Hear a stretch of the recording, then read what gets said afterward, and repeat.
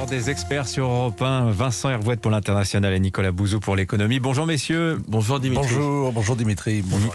Nicolas, vous nous parlerez dans un instant du programme économique de Valérie Pécresse. Vous avez croisé le fer dans l'Express cette semaine. Vous partagez la une du magazine avec elle. Mais tout d'abord, Vincent, commençons avec l'expulsion de Novak Djokovic. Cette expulsion révolte les Serbes.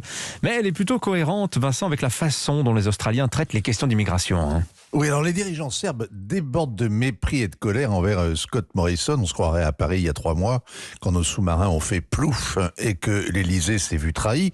La différence, c'est que le président Vučić vocifère alors qu'Emmanuel Macron affichait une colère froide. On peut mettre ça sur le compte du tempérament balkanique ou bien sur la proximité des élections.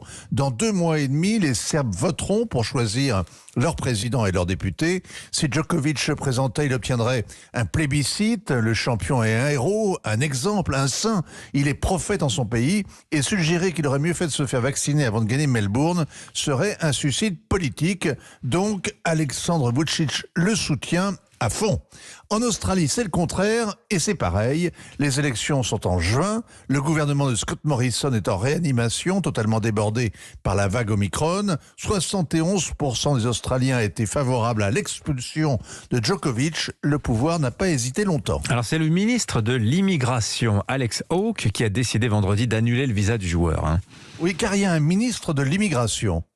Il est tout puissant au sein du gouvernement. En tout cas, son pouvoir discrétionnaire dépasse et de loin celui de ses collègues.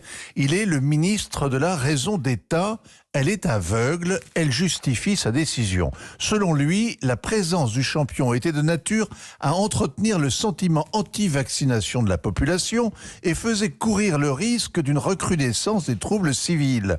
On peut s'étonner de cette prudence dans un pays où 92% des plus de 16 ans sont vaccinés, mais il s'agit de faire un exemple que personne ne doute de la détermination de l'État et c'est exactement le même type de raisonnement qui est appliqué aux migrants. Alors, on a quand même un paradoxe, Vincent, c'est que l'Australie est un pays peuplé d'immigrants, mais qui ne laisse plus aucun migrant entrer.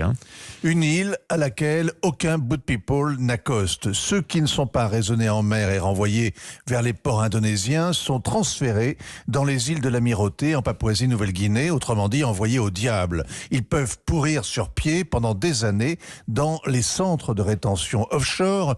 L'opération Frontières souveraines a été relancée en 2013. Certains migrants croupissent donc depuis 8 ans dans la chaleur suffocante de la forêt tropicale où on les oublie. 1 millier d'étrangers ont été ainsi abandonnés au limbe dans des conditions qui feraient honte, même à l'administration pénitentiaire en France, c'est dire.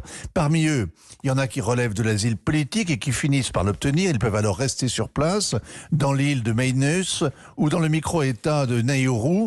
Canberra finance le programme de réinstallation régionale dans cette ancienne colonie de Papouasie, mais il est interdit de rallier l'Australie, même s'ils remplissent tous les critères requis. Cette politique implacable suscite évidemment l'effroi des Nations Unies. Elle a été condamnée par les églises, par les ONG, par les défenseurs des droits de l'homme. Le gouvernement australien reste impavide. Il répond que sa détermination à sauver des vies en dissuadant les migrants de s'embarquer, la fin justifie les moyens.